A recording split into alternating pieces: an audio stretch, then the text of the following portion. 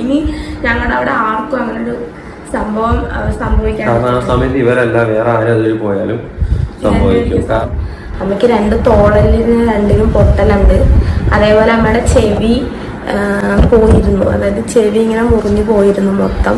അപ്പൊ ഇപ്പൊ അത് പ്ലാസ്റ്റിക് സർജറി ചെയ്യണമെന്നാ പറഞ്ഞിരിക്കുന്നത്. ഇനി പ്ലാസ്റ്റിക് സർജറി ചെയ്താലും അമ്മയ്ക്ക് പഴയ പോലെ ചെവി തിരിച്ചിട്ടില്ല. അപ്പൊ നമ്മുടെ ഡയമണ്ട് കപ്പിൾസിലെ ആൻ മേരിയുടെ അനിയനായിട്ടുള്ള അലന്റെ മരണം 2 ആഴ്ച മുന്നേ വാർത്തകളിലൊക്കെ വലിയ രീതിയിൽ ചർച്ചാ വിഷയമായിട്ടുള്ള ഒരു മരണമായിരുന്നു അത്, അല്ലെ? അലനും അലന്റെ അമ്മയും ആൻ മേരിയുടെ വീട് സന്ദർശിച്ചു മടങ്ങവേ സ്വന്തം വീട്ടിലേക്ക് വരികയായിരുന്നു. അങ്ങനെ പോകുന്ന വഴിയിൽ അവിടേക്ക് ചട്ടിയിടാൻ വന്ന ഒരു ആന കുത്തിയിട്ടാണ് ഇവർ മരിക്കുന്നത്. ആ സമയത്ത് അവിടെ ഒരു പ്രോപ്പർ സ്ട്രീറ്റ് ലൈറ്റ് പോലും ഉണ്ടായിരുന്നില്ല. ഉണ്ടായിരുന്നെങ്കിൽ ഒരു പക്ഷെ അവർ ആനയെ കണ്ടേനെ. പക്ഷെ അവർ ആനയെ കാണുന്നത് എപ്പോഴാണ്? ആന തൊട്ടടുത്ത് എത്തുമ്പോഴാണ്. ഇവരെ രക്ഷപ്പെടുന്നതിന് മുമ്പ് തന്നെ ആന കുത്തലും കഴിഞ്ഞിട്ടുണ്ടായിരുന്നു. എന്തായാലും അലൻ ഓൺ ദി സ്പോട്ടിൽ മരിച്ചു.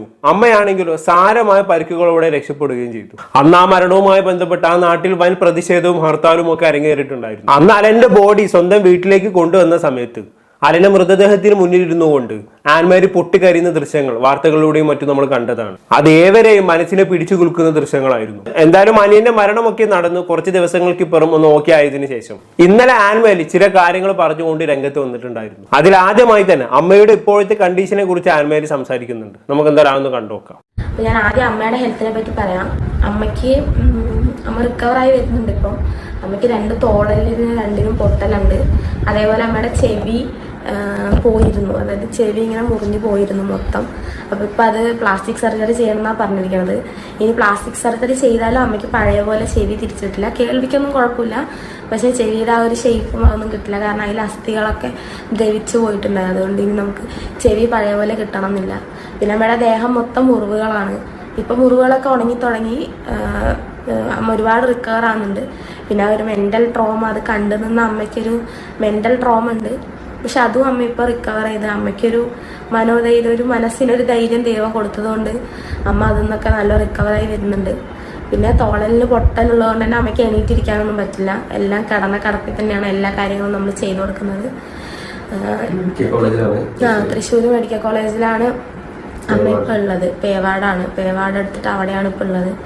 പിന്നെ പപ്പയും എല്ലാത്തിനും ഓക്കെ വരുന്നു. പപ്പ അമ്മയോടൊപ്പം തന്നെയാണ്. അമ്മയ്ക്ക് എന്നെയോ പപ്പേനോ ആരെങ്കിലും കണ്ടുകൊണ്ടിരിക്കുന്നത്. ഞാനപ്പോൾ ആഴ്ചയിൽ 2-3 ദിവസം പോയി നിൽക്കും. പിന്നെ ഇങ്ങോട്ട് പാലക്കാടിന് തിരിച്ചു വരും. അങ്ങനെയാണ് ചെയ്യുന്നത്. പപ്പ ഫുൾ ടൈം അമ്മയുടെ കൂടെ തന്നെയുണ്ട്. പപ്പയും ഓക്കെ ആയി വരുന്നുണ്ട്, റിക്കവറായി വരുന്നു. പ്രത്യേകിച്ച് ഇപ്പം പപ്പയ്ക്കും അതിൽ നിന്നൊക്കെ ഓക്കെ ആയി വരുന്നുണ്ട്.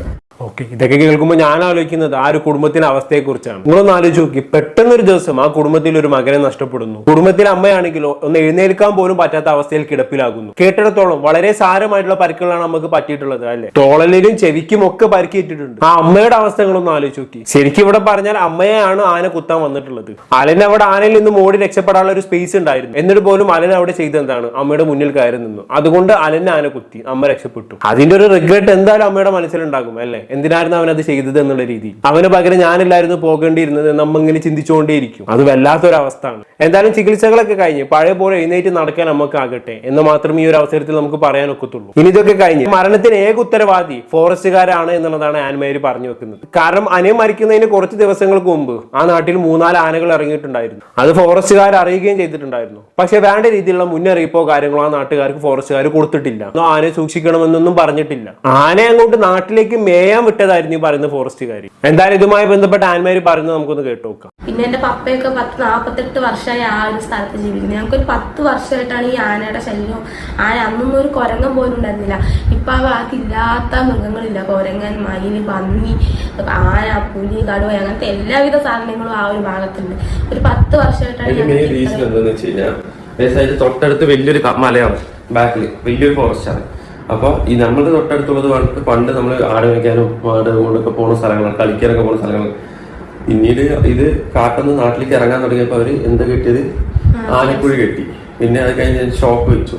അപ്പൊ ഇത് വെച്ചിട്ടെങ്കിലും വരാനുള്ള മെയിൻ റീസൺ എന്ന് വെച്ചിട്ടുണ്ടെങ്കിൽ ഇവരുടെ വീടിന്റെ തൊട്ട് ബാക്കിൽ ചോലയുണ്ട്. ചോല മീൻസ് വെള്ളച്ചാട്ടം. ആ വെള്ളച്ചാട്ടത്തിന്റെ അവിടെ ഒരു കമ്പി മാത്രമാണ് വെച്ചിട്ടുള്ളത്. അത് പാറയാണ്. അപ്പൊ ഇവരവിടെ കുഴിച്ചൊന്നുമില്ല, പാറയല്ലേ. ഇപ്പൊ പാറയുള്ള അവിടെ സാധാ മണ്ണുള്ള അവിടെ വരെ മാത്രം കുഴിച്ചിട്ട് ആ പാറയുടെ അവിടെ അവർ വെറുതെ വിട്ടിരിക്കുകയാണ്. അവിടെ ഒരു കമ്പി, ഒരു ആൾപ്പൊക്കത്തിന്റെ ഹൈറ്റിൽ ഒരു കമ്പി മാത്രമാണ് വെച്ചിരിക്കുന്നത്.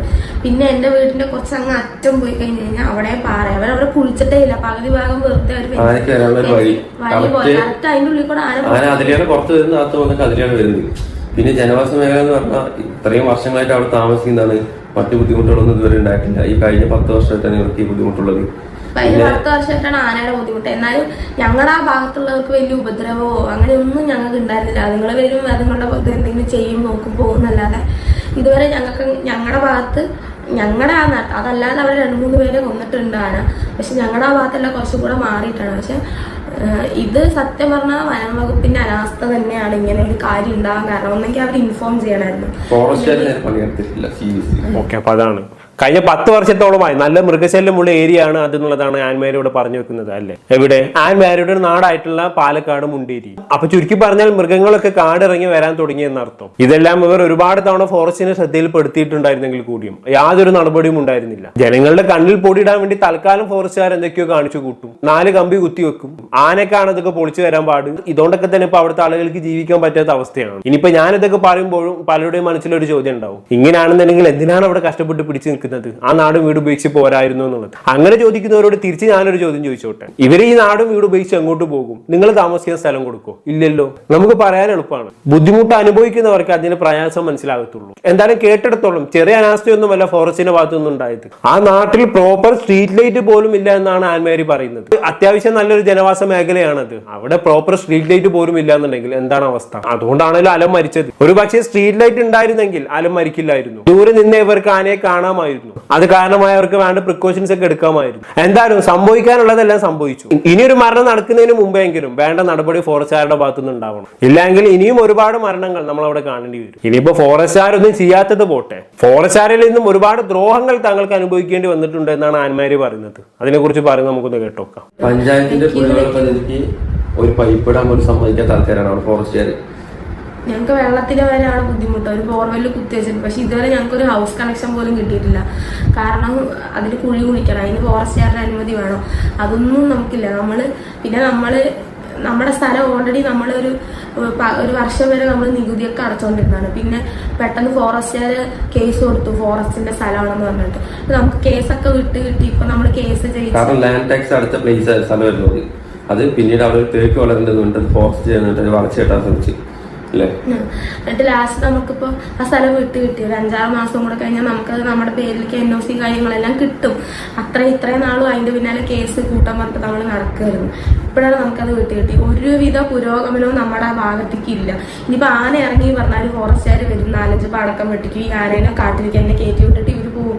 പിറ്റേ ദിവസം ആനകൾ വീണ്ടും ഇറങ്ങും. ഇതാണ് അവിടെ സ്ഥിരം. എന്തായാലും ഇങ്ങനെയൊക്കെ ആണെങ്കിൽ എന്താണ് അവസ്ഥ? മര്യാദക്ക് മനുഷ്യന്മാർക്ക് ജീവിക്കാൻ പറ്റാത്ത അവസ്ഥയാണ് അവിടെ. ഇതെല്ലാം കഴിഞ്ഞ് തന്റെ അപ്പച്ച മരിച്ചൊരു അനുഭവം ആൻമാരി പങ്കുവച്ചിട്ടുണ്ടായിരുന്നു. അതായത് പുള്ളിക്കാരന് ഹാർട്ട് അറ്റാക്ക് വന്നു. ഈ ഹാർട്ട് അറ്റാക്ക് വന്നു കഴിഞ്ഞാണെങ്കിൽ കൃത്യസമയത്ത് ഹോസ്പിറ്റലിൽ എത്തിക്കണമല്ലോ. പക്ഷെ അവരുടെ നാട്ടിലേക്ക് വണ്ടി പോകില്ല.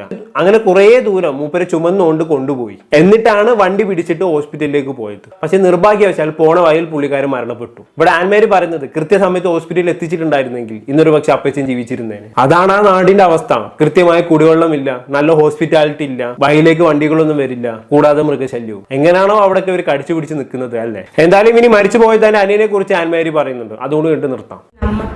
സങ്കടമുണ്ട്. മരിക്കുവോളം നമുക്ക് ആ വിഷമം ഉള്ളിൽ തന്നെ ഉണ്ടാവും. കാരണം അവൻ അങ്ങനെയാണ്. നാട്ടിലാണെങ്കിലും വീട്ടിലാണെങ്കിലും എല്ലാവർക്കും അവനെ ഭയങ്കര കാര്യമാണ്. അവനെ പറ്റി നല്ലത് പറയാൻ എല്ലാവർക്കും ഉള്ളു. അത്ര നല്ലൊരു കുട്ടിയായിരുന്നു. പക്ഷെ ഇനി ആർക്കും അവൻ അതിനൊരു രക്തസാക്ഷി എന്നൊക്കെ പറയട്ടെ അങ്ങനെ ആവട്ടെ. ഇനി ഞങ്ങളുടെ അവിടെ ആർക്കും അങ്ങനെ ഒരു സംഭവം സംഭവിക്കാൻ. കാരണം ആ സമയത്ത് ഇവരല്ല വേറെ ആരും അതിൽ പോയാലും സംഭവിക്കും. കാരണം ഒരുപാട് പിള്ളേർ കോളേജിൽ പഠിക്കുന്ന പിള്ളേരുണ്ട്. ഇപ്പൊ ഒരുപാട് പേര് വേറെ വീടെടുത്ത് അവിടെ ഞങ്ങളൊരു 8 വീടോളം ഉണ്ട്. അവിടെ എല്ലാവരും ഇനി വീട് മാറുകയാണ്. അവരെല്ലാം വാടകയ്ക്ക് മാറുകയാണ്. കാരണം എല്ലാവർക്കും പേടിയായി.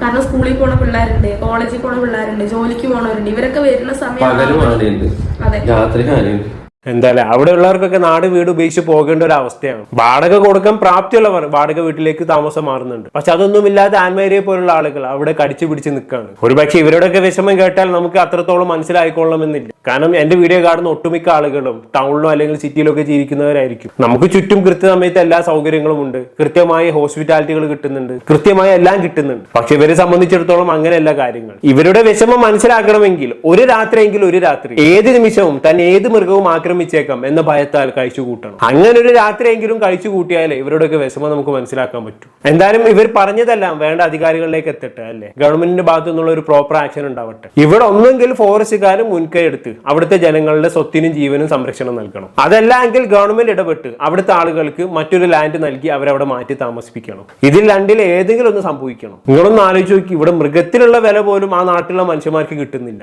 അത് ശരിയല്ലല്ലോ. എന്താണ് കേട്ട് നിങ്ങൾക്ക് തോന്നുന്നത്? താഴെ കമന്റ് ബോക്സിൽ രേഖപ്പെടുത്തുമല്ലോ. അടുത്തൊരു ടോപ്പിക്കുമായി കാണാം.